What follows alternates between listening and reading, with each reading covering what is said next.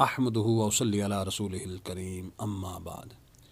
قرآن پاک کی صورتوں کے تعارف کے حوالہ سے جو سلسلہ ہم نے شروع کیا ہے اس کو آگے بڑھاتے ہیں۔ آج ہم سورہ فاتحہ اور سورہ بقرہ کے متعلق بات چیت کریں گے، ان کا تعارف پیش کریں گے۔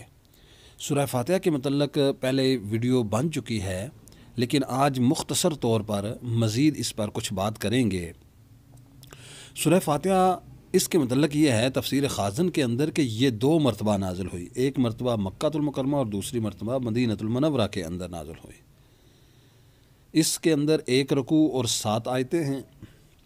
سورہ فاتحہ کے متعدد نام بھی بیان کیے گئے ہیں۔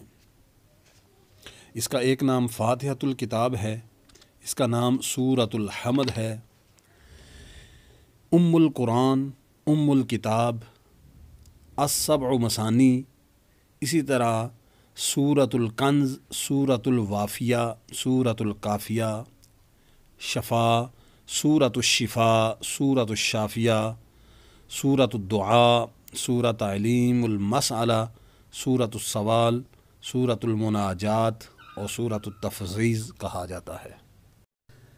سورہ فاتحہ کے فضائل میں بہت سی حدیث مبارکہ بیان کی گئی ہیں۔ حضرت ابو سعید معلیٰ رضی اللہ تعالیٰ فرماتے ہیں کہ میں نماز پڑھ رہا تھا، مجھے نبی کریم صلی اللہ علیہ وسلم نے بلایا لیکن میں نے جواب نہ دیا۔ جب نماز سے فارغ ہو کر حضور کی بارگاہ میں حاضر ہوا تو عرض کی، یا رسول اللہ صلی اللہ علیہ وسلم میں نماز پڑھ رہا تھا۔ تاجدار رسالت صلی اللہ علیہ وسلم نے ارشاد فرمایا، کیا اللہ تعالیٰ نے یہ نہیں فرمایا استجیبوا للہ وللرسول اذا دعاکم، اللہ اور اس کے رسول کی بارگاہ میں حاضر ہو جاؤ جب وہ تمہیں بلائیں۔ پھر ارشاد کیا، کیا میں تمہیں تمہاری مسجد سے نکلنے سے پہلے قرآن کریم کی سب سے عظیم صورت نہ سکھاؤں؟ پھر آپ صلی اللہ علیہ وسلم نے میرا ہاتھ پکڑ لیا۔ جب ہم نکلنے کا ارادہ کیا تو میں نے عرض کیا، یا رسول اللہ صلی اللہ علیہ وسلم، آپ نے فرمایا تھا کہ میں ضرور تمہیں قرآن پاک کی سب سے عظمت والی صورت سکھاؤں گا۔ ارشاد فرمایا، وہ صورت الحمدللہ رب العالمین ہے، یہی سب مثانی ہے اور قرآن عظیم ہے جو مجھے عطا کی گئی۔ بخاری شریف۔ حضرت عبداللہ بن عباس رضی اللہ تعالیٰ عنہما فرماتے ہیں کہ ایک فرشتہ آسمان سے نازل ہوا اور اس نے سید المرسلین صلی اللہ علیہ وسلم کی بارگاہ میں سلام پیش کر کے عرض کیا کہ یا رسول اللہ صلی اللہ علیہ وسلم، آپ کو ان 2 نوروں کی بشارت ہو جو آپ کے علاوہ اور کسی نبی کو عطا نہیں کیے گئے، اور وہ 2 نور یہ ہیں سورۃ الفاتحہ اور سورۃ البقرہ کی آخری آیتیں۔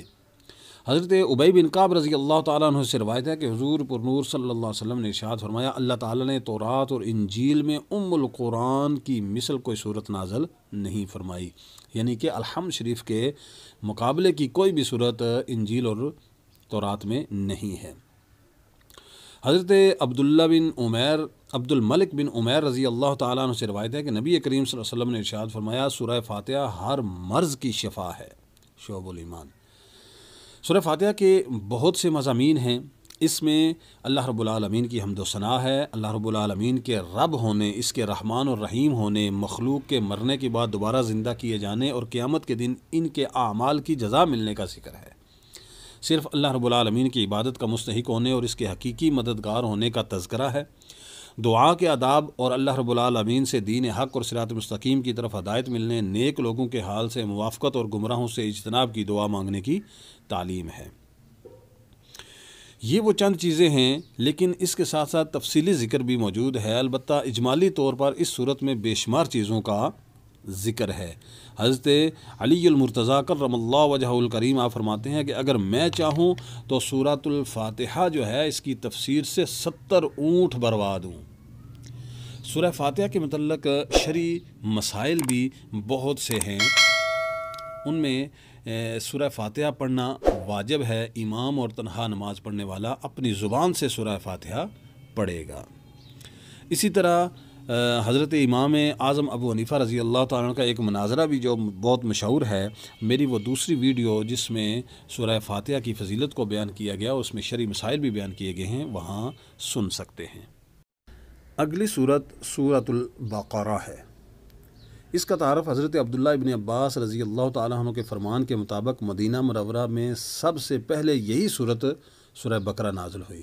اس سے مراد ہے کہ جس صورت کی آیات سب سے پہلے نازل ہوئیں۔ سورہ بقرہ کے اندر 40 رکوع اور 286 آیتیں ہیں۔ عربی میں گائے کو بقرہ کہتے ہیں اور اس صورت کے 8ویں اور 9ویں رکوع کی آیت نمبر 66 تا 73 میں بنی اسرائیل کی ایک گائے کا واقعہ بیان کیا گیا ہے۔ اسی مناسبت سے اسے سورہ بقرہ کہا جاتا ہے۔ احادیث مبارکہ میں بے شمار فضائل سورہ بقرہ کے بیان کیے گئے ہیں۔ حضرت ابو امامہ باہلی رضی اللہ تعالیٰ عنہ سے روایت ہے کہ نبی کریم صلی اللہ علیہ وسلم نے ارشاد فرمایا، قرآن پاک کی تلاوت کیا کرو کیونکہ وہ قیامت کے دن اپنے تلاوت کرنے والوں کی شفاعت کرے گا، اور 2 روشن صورتیں یعنی سورہ بقرہ اور سورہ آل عمران پڑھا کرو کیونکہ یہ دونوں قیامت کے دن اس طرح آئیں گی جس طرح 2 بادل ہوں یا 2 سائبان ہوں یا دوڑے ہوئے پرندوں کی قطاریں ہوں، 2 اڑتے ہوئے پرندوں کی قطاریں ہوں، اور یہ دونوں صورتیں اپنے پڑھنے والوں کی شفاعت کریں گی۔ سورہ بقرہ پڑھا کرو کیونکہ اس کو پڑھتے رہنے میں برکت ہے اور نہ پڑھنے میں ثواب سے محروم رہ جانے پر حسرت ہے، اور جادوگر اس کا مقابلہ کرنے کی طاقت نہیں رکھتے۔ مسلم شریف۔ حضرت ابو ہریرہ رضی اللہ عنہ کی روایت ہے کہ حضور پر نور صلی اللہ علیہ وآلہ وسلم نے ارشاد فرمایا، اپنے گھروں کو قبرستان نہ بناؤ، یعنی اپنے گھروں میں عبادت کیا کرو، اور شیطان اس گھر سے بھاگتا ہے جس میں سورہ بقرہ کی تلاوت کی جاتی ہے۔ حضرت ابو مسعود رضی اللہ تعالیٰ عنہ سے روایت ہے کہ سرکار دو عالم صلی اللہ علیہ وسلم نے ارشاد فرمایا، جو شخص رات کو سورہ بقرہ کی آخری 2 آیتیں پڑھ لے گا تو وہ اسے ناگہانی مصیبت سے کافی ہوں گی۔ اللہ اکبر۔ یعنی آمن الرسول، یہ 2 جو آیتیں ہیں سورہ بقرہ کی آخری، یہ جو بندہ رات کو پڑھ لے گا تو رات کے وقت اس رات اس بندے کے اوپر ناگہانی کوئی مصیبت نہیں آئے گی۔ سبحان اللہ۔ حضرت ابو ہریرہ رضی اللہ تعالیٰ کی روایت ہے کہ حضور اقدس صلی اللہ علیہ وسلم نے ارشاد فرمایا، ہر چیز کی ایک بلندی ہے اور قرآن کی بلندی سورہ بقرہ ہے۔ اس میں ایک آیت ہے جو قرآن کریم کی تمام آیتوں کی سردار ہے، اور وہ آیت کرسی ہے۔ سبحان اللہ۔ آیت کرسی کی بھی کیا بات ہے۔ حضرت سہل بن سعد سعدی رضی اللہ تعالیٰ عنہ سے روایت ہے کہ حضور انور صلی اللہ علیہ وسلم نے ارشاد فرمایا، جس نے دن کے وقت اپنے گھر میں سورہ بقرہ کی تلاوت کی تو 3 دن تک شیطان اس کے گھر کے قریب نہیں آئے گا، اور جس نے رات کے وقت اپنے گھر میں سورہ بقرہ کی تلاوت کی تو 3 راتیں اس گھر میں شیطان داخل نہ ہوگا۔ شعب الایمان۔ سورہ بقرہ کے مضامین کے اگر اس پہ نظر ڈالے جائیں تو بہت زیادہ ہیں۔ اس میں بنی اسرائیل پر کیے جانے والے انعامات اور ان انعامات کے مقابلے میں بنی اسرائیل کی ناشکری، بنی اسرائیل کے جرائم جیسے کہ بچھڑے کی پوجا کرنا، سرکشی کرنا اور عناد کی وجہ سے حضرت موسیٰ علیہ السلام سے طرح طرح کے مطالبات کرنا، اللہ تعالیٰ کی آیتوں کے ساتھ کفر کرنا، انبیاء علیہ السلام کو ناحق شہید کرنا اور عہد توڑنا وغیرہ، گائے ذبح کرنے کا واقعہ اور نبی کریم صلی اللہ علیہ وسلم کے زمانے میں موجود یہودیوں کے باطل عقائد و نظریات اور ان کی خباثتوں کو بیان کیا گیا ہے، اور مسلمانوں کو یہودیوں کی دھوکہ دہی سے آگاہ کیا گیا ہے۔ اس کے علاوہ سورہ بقرہ میں یہ مضامین بھی بیان کیے گئے ہیں کہ قرآن پاک کی صداقت ہے، حقانیت اور اس کتاب کے ہر طرح کے شک و شبہ سے پاک ہونے کو بیان کیا گیا ہے۔ قرآن پاک سے حقیقی ہدایت حاصل کرنے والوں اور ان کے اوصاف کا بیان، ازلی کافروں کے ایمان سے محروم رہنے اور منافقوں کی بری خصلتوں کا ذکر کیا گیا ہے۔ قرآن پاک میں شک کرنے والے کفار سے قرآن مجید کی صورت جیسی کوئی ایک صورت بنا کر لانے کا مطالبہ کیا گیا ہے، اور ان کے اس چیز سے عاجز ہونے کو بھی بیان کیا گیا ہے۔ حضرت آدم علیہ نبینا علیہ السلام کی تخلیق کا واقعہ بھی بیان کیا گیا اور فرشتوں کے سامنے ان کی شان کو ظاہر کیا گیا۔ خانہ کعبہ کی تعمیر، حضرت ابراہیم علیہ السلام کی دعا کا بھی ذکر کیا گیا ہے۔